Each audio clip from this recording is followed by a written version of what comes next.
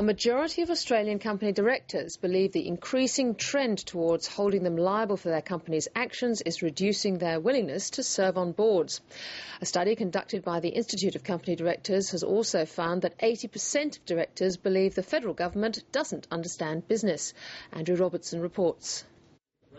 There's no doubt life is getting tougher for company directors. There are now 710 pieces of government legislation to navigate, and as well, shareholders are now quick to launch class actions if they feel they've been deceived. Just last month there was talk of a class action against Leighton Holdings after its surprise third profit write-down. So it's no surprise that directors are feeling the heat. I'm really challenged by the regulation and the consequences of a board making a bad decision.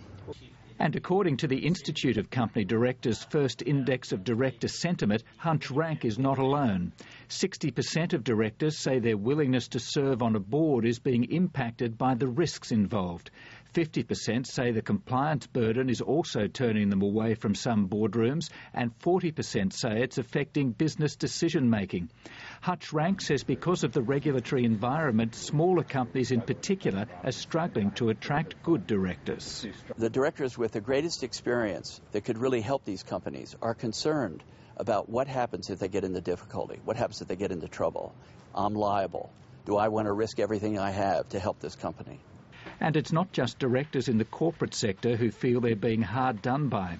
Jennifer Dallitz is the chairman of the charity Peer Support Australia. It's an honorary role and I'm not being paid for the role, but I've got to still meet all the same obligations as a director. I'm still liable for all those requirements under the Corporations Act, so I have to put a lot of time and effort in, which is unpaid, to meet those obligations. And I think it does stop a lot of people from considering board positions. The Institute of Company Directors says the regulatory and red tape issues highlighted in its report don't just affect companies or charities, they also drag down the whole economy. You're actually getting a conformist mentality as opposed to a performance mentality. And that means that investment suffers, that means jobs aren't created, and it means in the end the tax revenues that the governments actually get to spend on the schools and the education and welfare are less than they should be.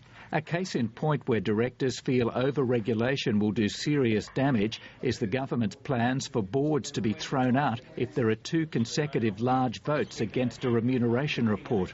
Hunch Rank says it's another ill-thought-out proposal that will have unintended consequences. A raider can get 25% of the shares and effectively take over the company by spilling the board and ensuring that directors sympathetic to that minority shareholder are appointed directors. Another controversial issue in the boardroom is diversity, with the Director Sentiment Index revealing that more than 2/3 of directors don't have a documented policy on diversity. I'm a bit shocked by the result. It is an indictment on corporate Australia that, with all of the emphasis we've had on the need to bring more women into the boardroom, 2/3 of organisations still don't have a policy for it. It says to me that there's lots of talk and not much action. The Institute of Company Directors says it's not shocked by the diversity result, pointing out its survey included many small family businesses where gender balance will never be an issue.